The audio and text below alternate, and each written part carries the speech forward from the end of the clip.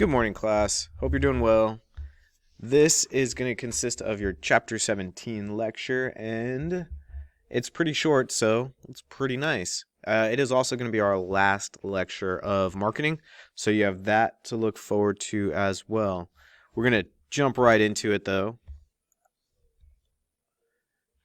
And we have some objectives here. We're going to explain the role of promotion in businesses and marketing. We'll talk about some types of promotions. We'll distinguish between what is public relations and what is publicity. We'll sort of talk about some elements of news releases, and then we'll describe the concept of the promotional mix, which we have talked about before.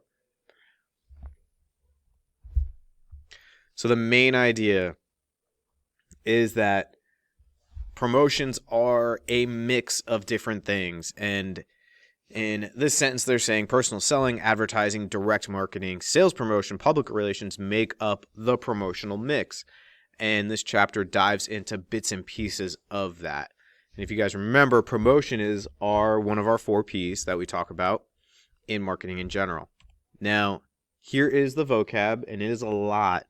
And a lot of this is going to be writing down vocab words because there are a lot of words here, and obviously we'll go through them as we go along, and we'll jump right into the first word now. Formal definition of a promotion is all of the decisions about advertising, selling, sales promotions, public relations that are used to attract customers. And it is more than just, hey, let's put something on sale, right? It is all of these things put together that make up a brand's promotion. Give you a couple seconds and I'll go, but I'm going to go quick. If you need to stop, just ask to have it stopped. All right, 2 forms of promotion. We have product promotion and institutional promotion. And if you remember, in advertising, we use the term institutional as well. The meaning has a little different of a meaning, but kind of follows along the same lines. But we'll start with a product promotion first. Product promotion is a promotional method used by businesses to convince prospects to select their goods or services instead of competitors' brands. And just like we said before, promotion is all of those things that go into it, not just putting something on sale. The flip side of that is an institutional promotion, which is a method used to create a favorable image for the business. And if you remember when we talked about institutional advertising, it had much of the same wording, used to create favorable images of the business or help it advocate for change or take a stand on trade or community issues. Those are your public service announcements, the examples that we had with Adidas and McDonald's and where they stand on various issues. Get those down and we'll keep going.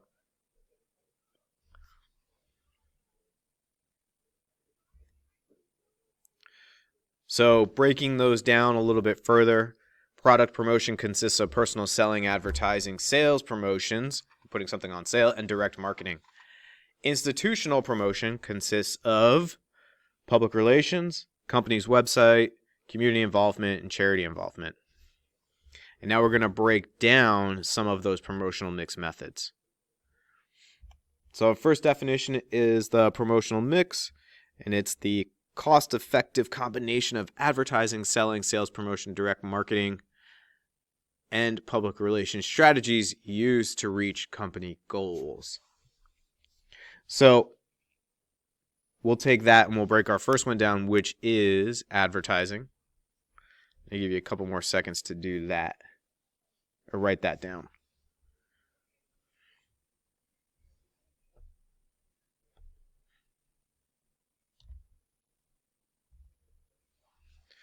So advertising is a form of non-personal promotion in which companies pay to promote ideas, goods, or services in a variety of media outlets.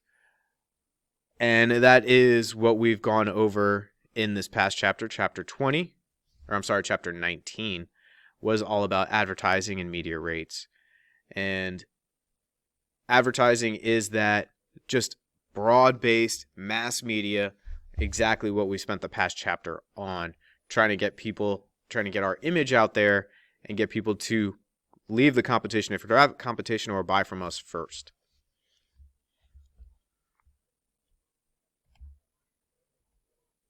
two more are direct marketing and social media.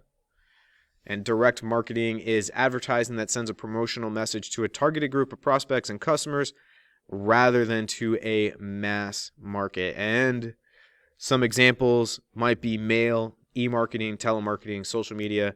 And just because you're talking about mass mailing places, there is usually still a target, and that target oftentimes is the geography of an area. And I apologize about the bell. So social media is electronic media that allows people with similar interests to participate in a social network. And you guys know about social media better than anybody else at this point in time. Borderline to a fault, I think. But you know how I feel about social media. So moving on. Sales promotions. All marketing activities other than personal selling and advertising and public relations that are directed at businesses or retail customers to boost sales. And some examples include coupons, money off promotions, product samples, displays. These are all of the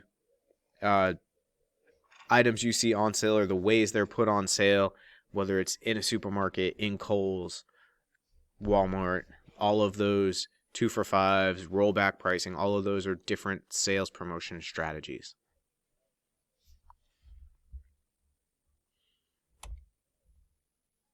So, and then 3 more words. Public relations, news release, and publicity. So public relations is activities that help an organization to influence a target market. And a news release is an announcement set to the appropriate media outlets. Publicity is bringing news or newsworthy information about an organization to the public's attention. And public relations is almost like it's all of those activities that are part of publicity and news releases. And it is any way that we can influence people to come to us. Now, a lot of times the publicity of a company is not intended, and it's not always positive. There is a saying out there that all publicity is good publicity. I don't know if that's always true, but anytime you can tell a company's great story, whether it's about a local hero that works for a business, that's an opportunity for the company to get some attention, and obviously that can be a positive thing. So we're moving pretty quick, and I'll give you a couple more minutes to get a couple seconds to get those down. Tell me to stop if you need me to, and then we'll get into some of the promotional mix development.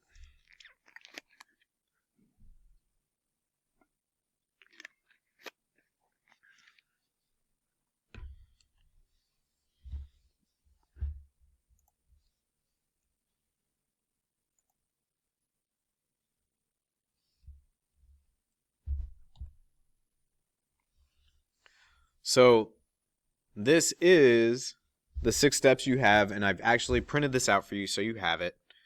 That's just hopefully the note sheet you picked up today. And you're free to write anything additional down you want, obviously, or maybe you're using this to take notes. That's up to you.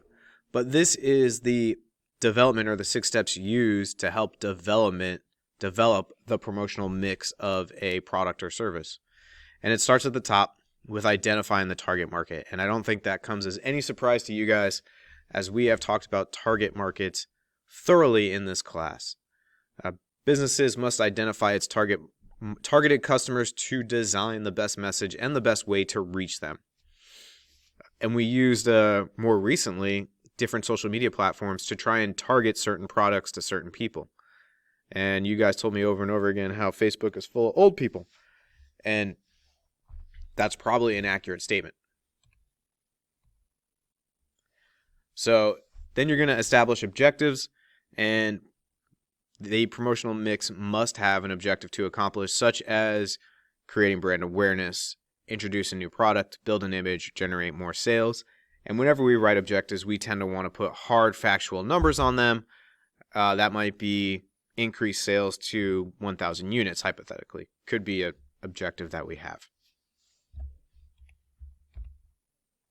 From here, you're going to design the actual message and make it appropriate images or words designed to communicate with the company's targeted market. And this message is going to largely dictate the format used, such as graphics, sound, electronics, or print.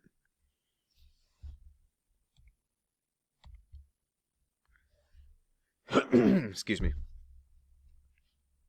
So once the message is actually designed, we're going to go ahead and decide how we're going to go ahead and deliver that message based upon our stated objectives and our available resources. If we don't have enough money to spend, we're going to go a cheaper route, obviously, than if we had a large amount of resources. We might do a lot of broad-based marketing and spend some big bucks. Allocating budgets. Promotion budget should be based upon the ideal promotional mix and can include all promotional methods or a selected number based on resources. And then number 6 is we're going to take our results and see whether or not we've met our objectives. And those results will kind of give us feedback on whether our planned activities can continue or need to change or be potentially revised.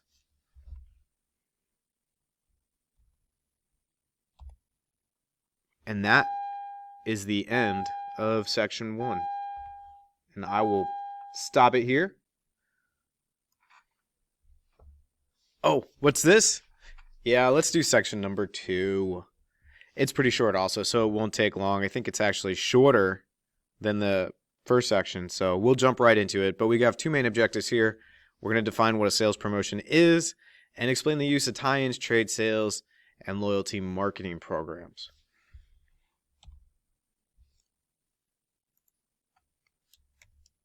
So the heart of the matter here, second section of chapter 17.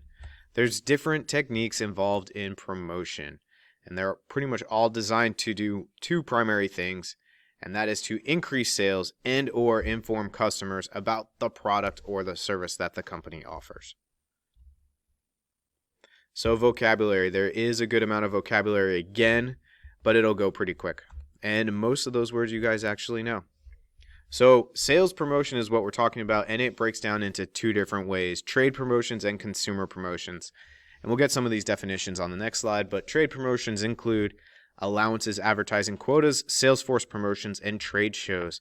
Trade promotions don't go to the consumer, they go business to business is the best way to think about it. And usually those are things you see, whether it's wholesaler to retailer, or it could be your retailer to the sales force, but it's staying within the business. The promotion is not going to the end user, the customer, the consumer.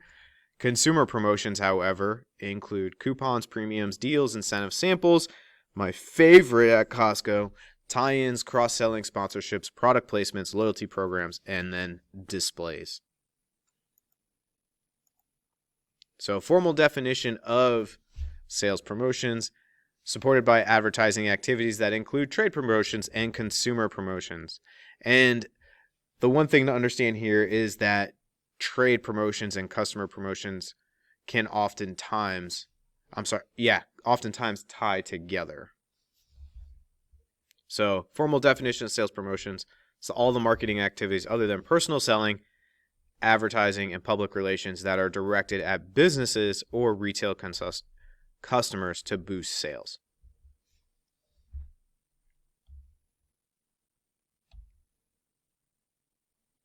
So your trade promotions are things like promotional allowances, corporate advertising. Sorry, that's not corporate. That's cooperative advertising, slotting allowances, sales force promotions, trade shows, and conventions. And trade promotions are sales promotions designed to get support for a product from a manufacturer, wholesaler, and retailer. And almost got to think of it as if Michael Barron is selling goods through a retailer and I want to incent them in some way, shape, or form to push my product, then I might offer things like a promotional allowance. So it's not Walmart marking the item down. I'm giving Walmart a discount for a period of time to allow for that rollback to happen and for them to put it on an end cap. That's more or less the thought process. Trade promotions, it's again, they are the promotions designed to get support from manufacturers, wholesalers, and retailers. So those individuals along the supply chain in the distribution process, right? Getting the buy-in to push the product. So consumer promotions are strategies that encourage customers and prospects to buy a product or a service.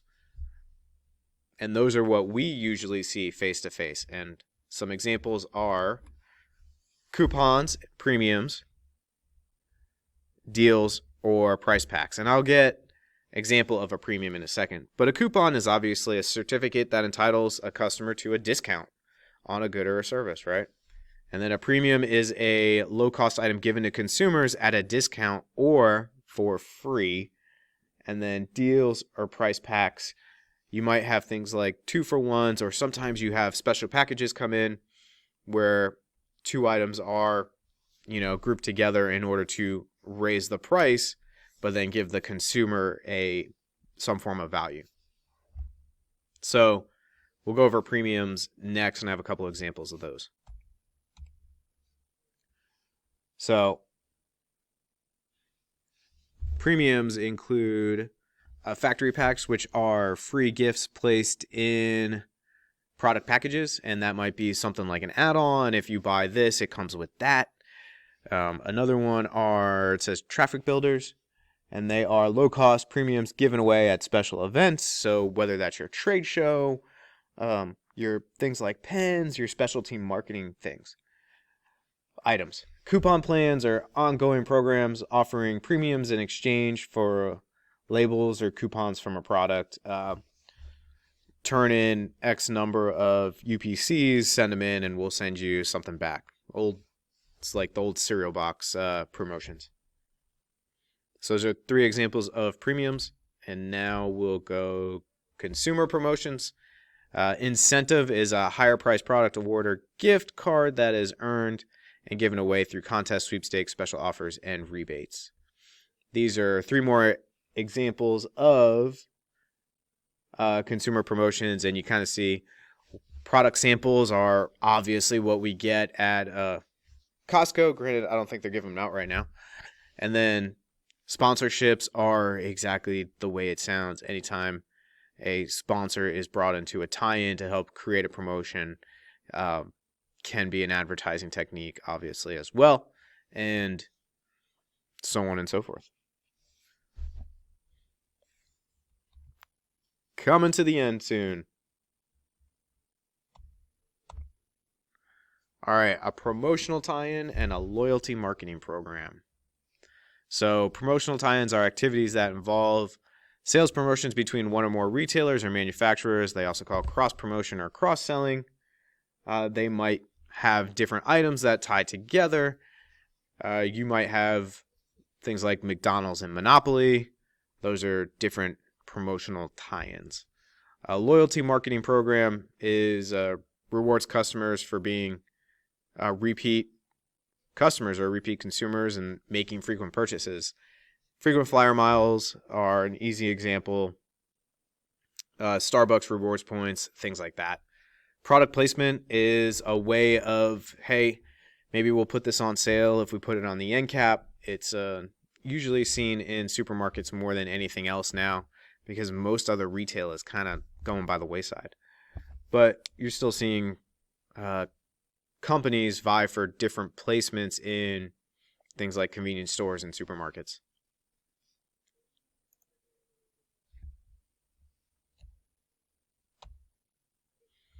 Kiosk is a point of purchase display that is a standalone structure, and we're seeing these kind of become prevalent as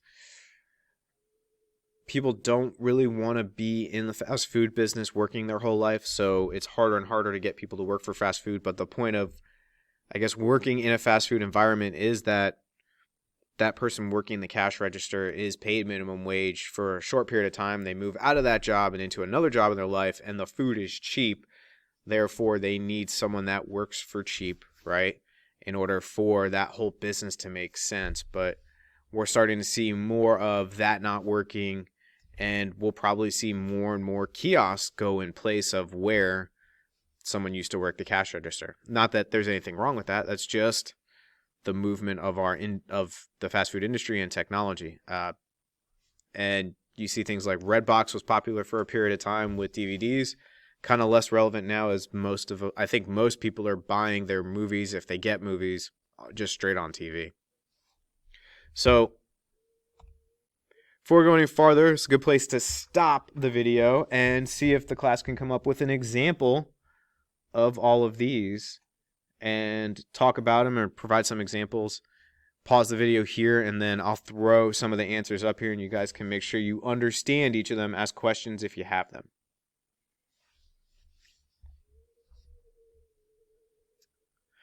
All right, and we're back. And just want to put those up here and see if you have any other questions. But that's really it for all of chapter 17. And hope that wasn't too painful for a last slide. I believe there's a knowledge check that you get to do, and we'll be good to go for this last chapter in marketing, and soon off into our final ice cream project. Thanks again, guys. It's been an awesome year, and look forward to seeing some of you graduate, move on to bigger and better things, and then some of you next year. Bye.